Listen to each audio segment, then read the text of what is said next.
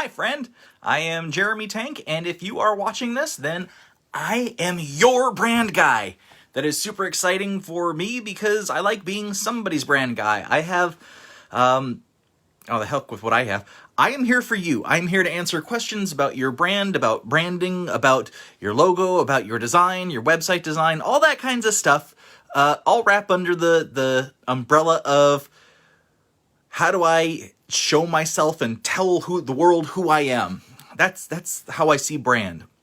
And today, I'm going to talk a little bit about myself. I always talk a little bit about myself, right? It's what these videos are for, but it's to help you understand where I'm coming from so that maybe if you're in the same boat and you see what I've done, you go, yeah, I want to work with that guy.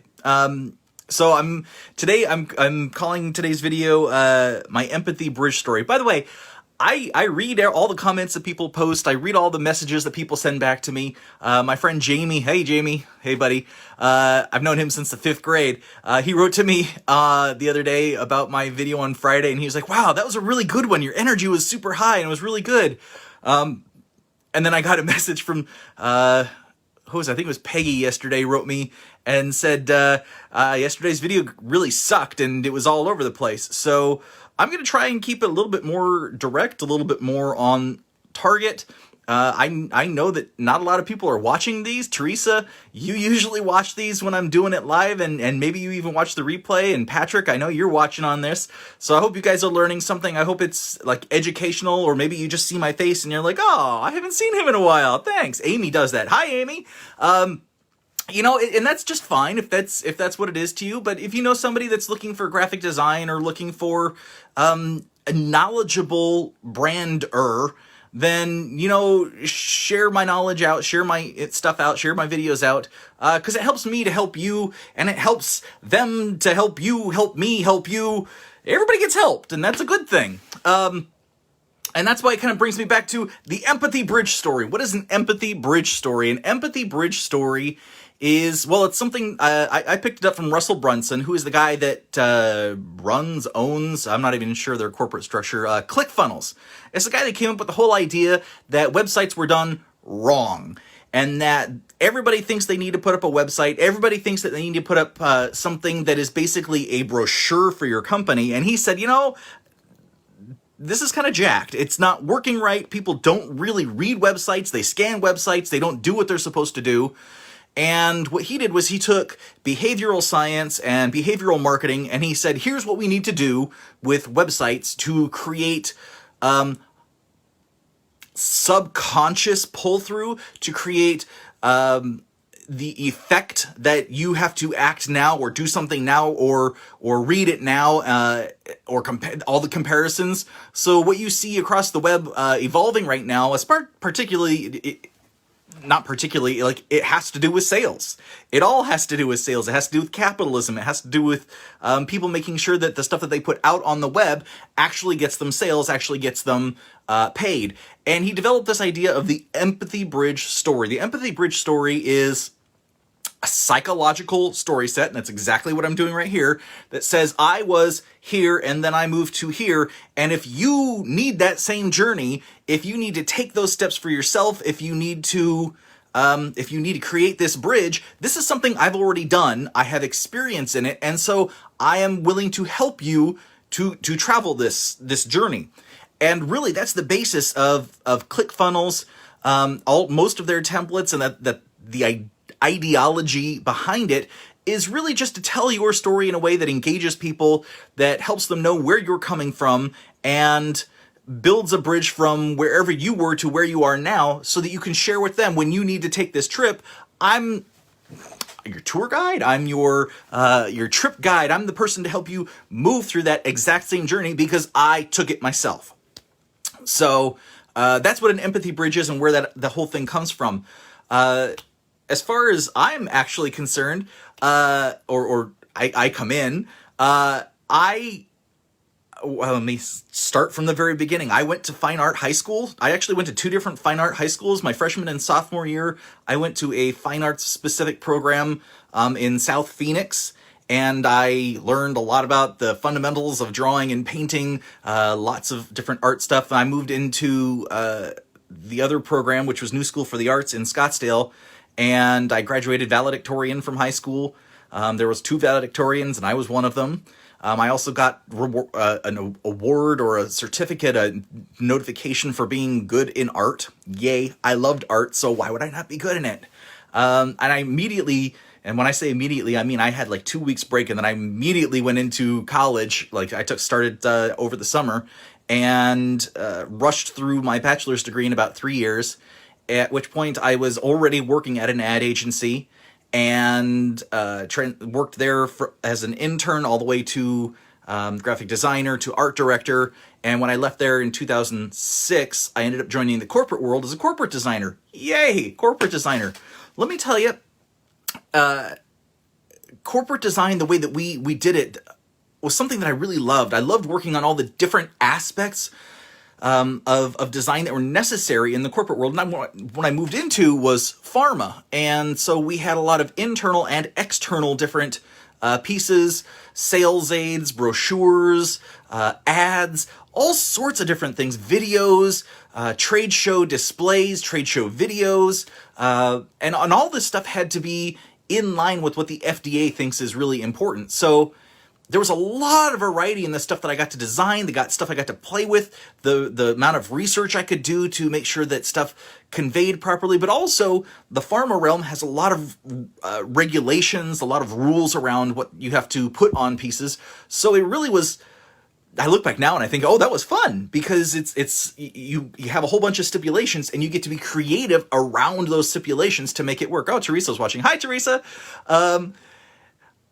So that was the pharma realm. And then when I moved up to Washington, I ended up joining the software world, and the company I worked for was sort of in the same place that the pharma company was when I started there. Like, there's a growth span, a growth point when corporations, if they keep being the way they are, they end up acting like a small corporation. They act like a small business. So at that point, they actually need to systemize and create processes. And in the process of creating processes, this is something I learned. This is actually something that took me years afterward to read and study and understand. And I now can see the psychology of corporate world, the psychology of the growth at this stage. And this is where I really love working with corporations. Usually it's that 7 or 8 figure corporations, around the $8 to $15 million mark. There's a point where you create your systems, you create your processes, and then you allow your employees, you train them enough, and you liberate them from micromanagement enough that they can improve on your processes. And when, as a business owner, you have your employees improving on your processes, creating more efficiency on your behalf, you add value, they add value to the entire corporation, they add value to everything they do, and it actually simplifies your job, because as the owner, as the CEO, you are building a culture at that point, a culture of understanding, a culture of empowerment, a culture of acknowledgement, hopefully. And that's sort of what I learned after working in pharma and then taking to the software realm, because we went through the exact same transformation in the software company, where we hired a whole bunch of people. The company had a huge amount of growth. They had new regulations they had to adhere to, new training regimens they had to adhere to, a whole expanse of the HR department. And I took it upon myself to understand, for the HR department, working with them, what does it mean to build a culture? What does it mean to identify who you are as a corporation, as a group, as a team? And how do you embrace the values there and grow with those values as a core? So what that looked like for me was, in the corporate world, and particularly working with HR at Siegel Scientific, they invited me to read all these books about company structure, about like Who Moved My Cheese and the 5 Dysfunctions of a Team. Work the System, all these different ideas about corporate systems, corporate processes, understanding the value of building a culture, understanding what values are in general and the beliefs that values engender to employees, and understanding how to empower employees and support employees towards the big end of the company. And that was a whole massive information for me that I loved learning, because to me there's a little bit of psychology, a little bit of design, a little bit of cultural design in that. I grew up reading the Foundation series by Asimov, and in the Foundation series, there's this whole mathematics behind cultural behavior, and how the culture at the time in the Foundation series grows and declines, and it's sort of predicting the future. And I just blanked on what this whole thing is called. But Harry Seldon, one of the main characters in that whole series, creates this mathematical system to understand and predict the future, and how these other planets and the galaxies expand, contract, are going to change over time, so that he can bring back the time of the Renaissance of the Empire. That's the whole point of that series. Well, understanding these books and kind of seeing how organization and structure and communication and trust really build a positive culture and help the companies take not just this next step where they brand. Frankly, when they take that next step and they start investing in this process, and they start investing in their company, and they start investing in the value structure, that's a change in companies, and it takes getting to a certain level to get to that stage, and a certain level to start having that conversation within the leadership team. And the whole point about that point is that internally, as a company, you change.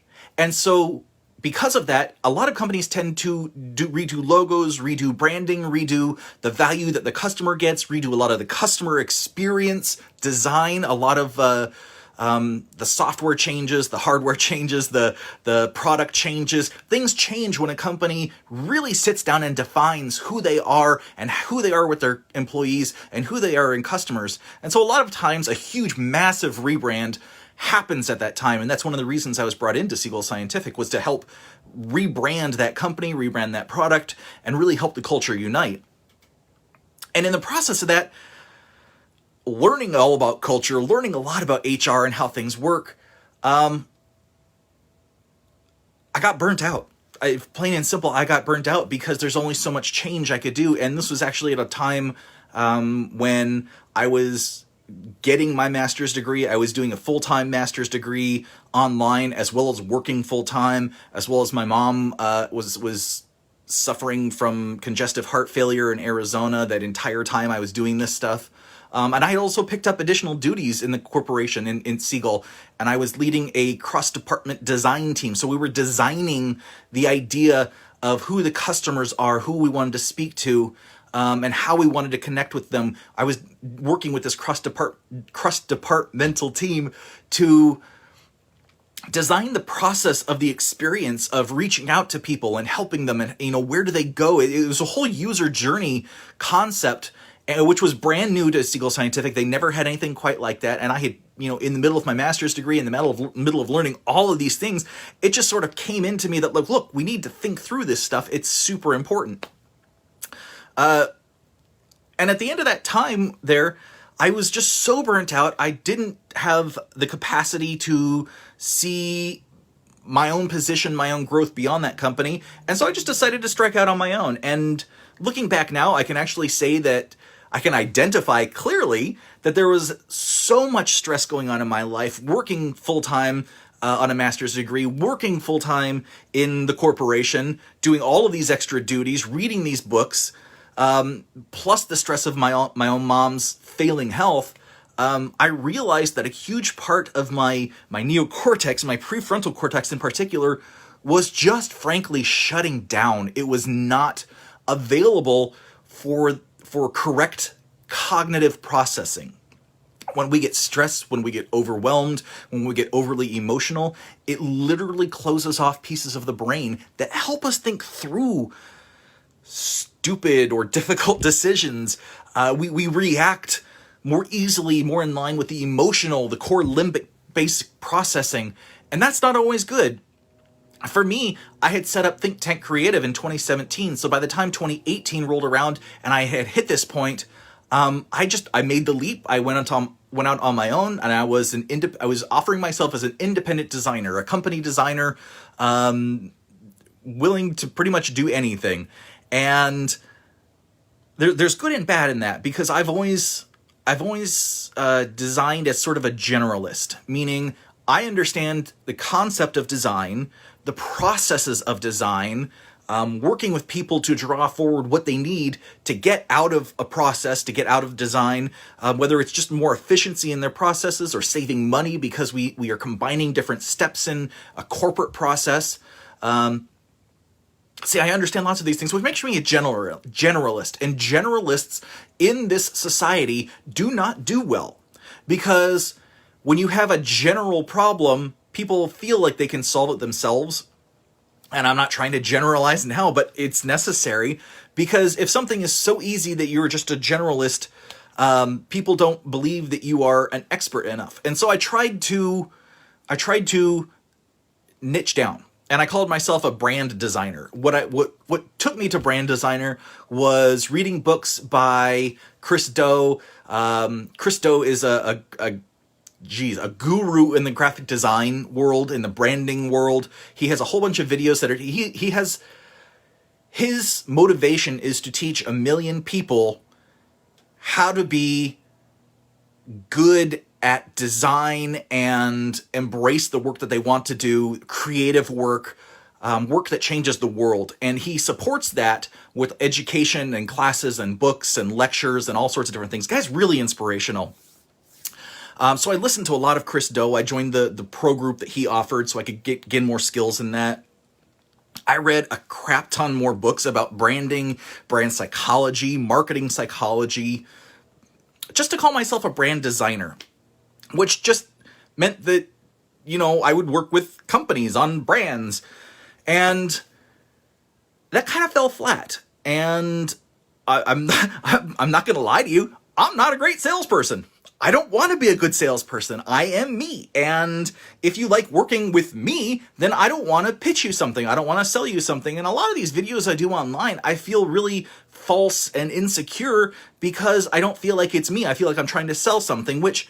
honestly, I'm offering my program because it's part of the process that I've learned through all of these things that helps a company or an individual identify their strengths, identify positions of uniqueness, and when you identify those things, it's easier for your brain to make the decisions that follow the path along those routes. So at this point, I'm just sort of offering it, and if people want to work with me, that's great. And I really hope that people work with me. So basically, when I went out on my own, my business bombed. And it was after the passing of my mom. I had a lot of self-image issues going into it. I had a lot of mindset issues going into it. I had a lot of depression going into it. So I would go to a ton of networking events. This is 2018, early 2019. And I went to a ton of networking events. Every week I would go to 4 or 5 specific ones locally, but then also do probably 8 or 10 online. I was sending out not blank emails, but email notices to people that were like, hey, you need to work with me. I'm a creative and this is great stuff. And nobody was interested.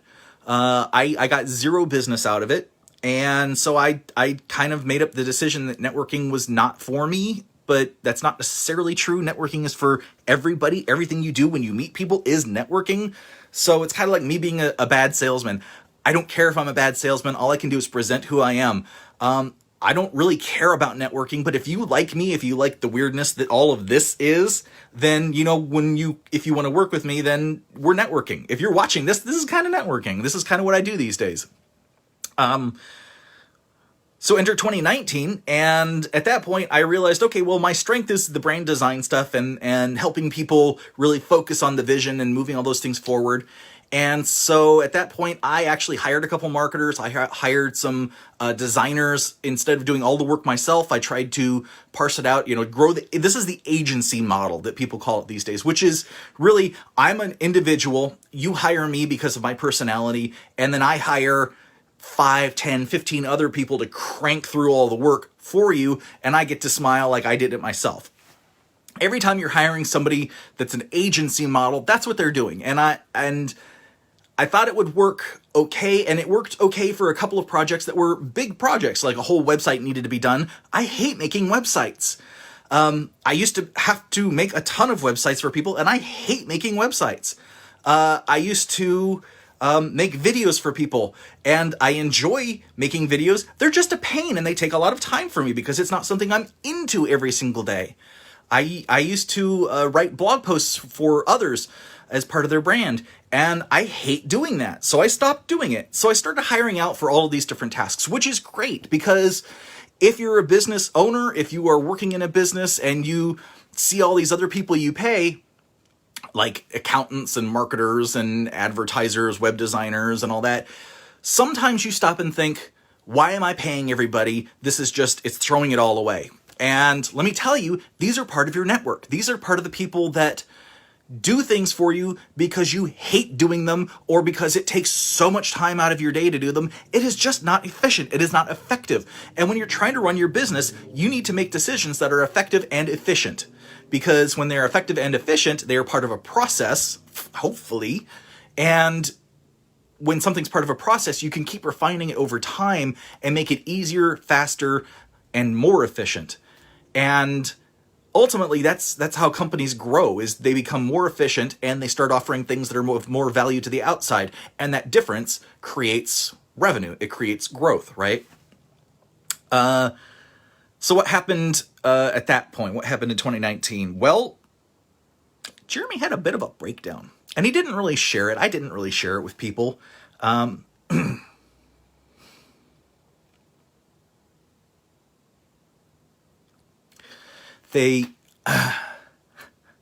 wife tells me that it's not a year after a parent passes or somebody passes that hits you. It's generally about 2 years. And that's what happened to me in 2019 is the death of my mom hit me really hard. It still does, obviously. And I fell apart. And, excuse me. And so I kind of took the first job that presented itself. I was doing a ton of social media at that time and really mostly on LinkedIn. And I made a bunch of videos. And this guy in the cannabis realm up here in Washington was like, yeah, you seem like a decent fellow. You seem like you know what you're doing. I'll go ahead and hire you. That lasted all of 3 months, mostly because he wanted things done his way and I wanted things done my way. And all of my processes for branding and design and writing and concepting, he was just trying to throw it out the window and do his thing. And I said, look, I've got to follow this process if you want something good out of this. And this is how I've learned to do this. And just by telling somebody build a house doesn't mean they're going to go build a house. There's tons of steps that go up to that point. By the way, build a house is the metaphor that my very first creative director used at TTA advertising agency. Every single project that came in the door, he said, okay, step 1, build a house. And it was up to me to go, okay, well, what are the steps we need to do? Create the foundation, build the frame, create the structure. But everything to every project that came in was build a house. Because when you go to somebody who's an expert, a lot of times you're just looking at the big picture vision and not breaking it down. And it's up to the expert to understand all of the steps that get you there. And that's what this guy I was working for didn't really understand, was that there are steps that get you there. And just because you say you need something and you hire somebody like me doesn't mean that he's going to sit there and build a house for you in 30 seconds. So that was really frustrating, and that only lasted a couple of months. And that kind of got us into 2020. 2020, right? So in 2020, COVID hit. We were knees deep in debt and ended up selling our house. I convinced my wife to sell the house just to stay afloat, just to cover bills and make sure that we were staying afloat. And I was deep in depression at that point, just sucking at the carpet fibers, just laying flat with my head on the ground. And that was kind of when I came across RTT, which is Rapid Transformation Therapy. It's a hypnotherapy process that uses NLP. NLP is neuro-linguistic programming and cognitive behavioral therapy, as well as psychological theory and child psychology and some things like this. To really directly, it uses hypnosis to get the person into a subconscious state where the subconscious is ready to be communicated with and worked with, and then uses all these tools of psychology to work with the subconscious mind and direct it to heal the aspects that are damaged. And the more research I've done on this, the more research I've done into polyvagal theory, which is the theory of what your body does in fight or flight responses, the more I've understood that learning at a young age triggers trauma. Learning in a lot of ways triggers trauma. It's the trauma that the body remembers that trains us to be in society or be around other people and be communicative with them. It's that stage between birth and 7 when the brain's in a theta wave state, which is highly receptive. It's very similar to the hypnosis state, where things are just really easily flowing in and around the brain, that allows us to communicate with the subconscious mind. Now, the subconscious mind is not anything really up here. The subconscious mind is all of this. And that's a really weird concept. And I'm sure I'll get to talking about that more at some point. But what RTT taught me was really how the mind works as a machine, how it processes both the subconscious and the conscious mind, and how to use the mind to focus what we're doing or to really train the body and the mind to work together to move us forward in a positive way, but also to really hone the feelings within us and understand what we're feeling. And I posted, that was about the point that I started posting a lot of inspirational things on Facebook and a lot of inspirational things just across the web in general, and saying I love you a lot. A lot. I went to a networking thing in 2020 with my wife, and when people saw me, they started going, so what's with all the social media? And hey, I love you. And, everybody started chiming in like it was a joke, but it's not really a joke, because I, through RTT, through a lot of this stuff in working with the mind and the body, hell, I grew up in a woo-woo household, and, love is one thing and vibration is one thing, and the idea of manifestation is one thing. Well, all of this stuff seemed to overlap in my brain and in my understanding at this point. Between the concepts of design, between the concepts of RTT and the subconscious mind. And I actually multiplied this a little bit more with some books that I read about quantum theory and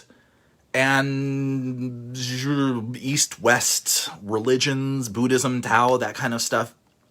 So it mixed up a lot of different concepts in my head that synthesized into sort of this place and this point that I'm at right now. And right now, where I am is just with this solid understanding of, I'm not saying it's right or wrong, just a solid understanding. And really what a solid understanding for me means is that I have a belief that this stuff works. And in my history of working with other people, I have seen that it works. So that reinforces my belief that it works. And by this stuff, I mean honing the words that you share with people and the pictures that you show them to help them understand who you are, what you're doing, and what your goals are. And I took that and I broke it into two different pieces. One is the manifest design process, and the other is the branding process. So if you need a logo or your corporate, it's really corporate geared, right? Because they really need the logo. They need an image to stand out. But then also training the mind in how to see what other people are doing and how to see the positive or the negative in the words that they're putting out there, and how some of the reactions they get from the public and some of the reactions that they get from their friends and their fans, their followers, are built on this fandom, built on this relationship that is fostered through the words and the pictures. So that's what I'm doing these days, is sort of combining these two talents. I've also been, a copywriter and a video guy, so I make this stuff, and and honestly, I don't really, I'm glad that people are watching these videos. I'm using them because I hope that I get 2 sentences out of each video that are good enough to post, and I've got words of wisdom that I can share in short clips.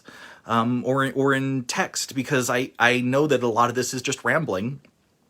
But it's rambling to me that helps me clear my thoughts and helps me clear my focus and helps me share who I am with you. And if you like this stuff, if you check out my website and you want logo, if you check out any of my posts on there and you like the way that I write, if you check out pretty much anything and you're like, I'd like to work with this guy, I would love to work with you. And that is my alarm because I have timed it now so that I don't go over 25 minutes too much. All right, so I'm just going to close out here and say, that was my story. That's where I've come from. That's where I am now. That's what I'm kind of offering. That's why I'm offering it. I would love to talk more in the future about quantum stuff, about the interaction of the mind and the interaction of the body with the idea that the brand that you're building and the stuff that you're doing has a vibration in and of itself. Just like when you're happy, you're feeling love and feeling exuberant, you have a vibration in you that shares that. I honestly believe that when we get these messages and these pictures right, that the brands, the logos, the things that we do carry their own vibration. And those vibrations are like throwing a pebble in a pond and they ripple outward. And that's what I'm doing right now. I'm using the power of the mind, the power of therapy, the power of design to help you create ripples in your life and your world, because that's what seems to be important to me right now. And it seems to be pretty powerful and working for me. And I would love to share it with you.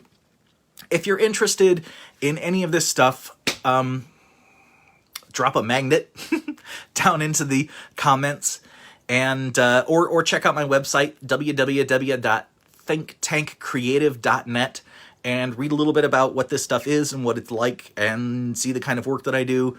I've done some fun logos. I've done some serious logos. I've done all kinds of logos throughout the last 20 years. And that's really where I'm holding my design work to at this point, because I've got a lot of other stuff I'm trying to do and just to keep my head straight. And this is the only marketing I'm doing right now.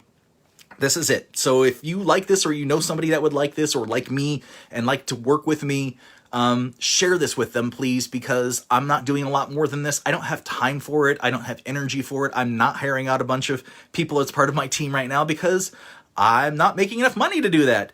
At some point, the systems, the processes, all that stuff is going to happen and my company will grow. But at the moment, we're still in pandemic. I'm still stuck inside in this tiny little office in my apartment.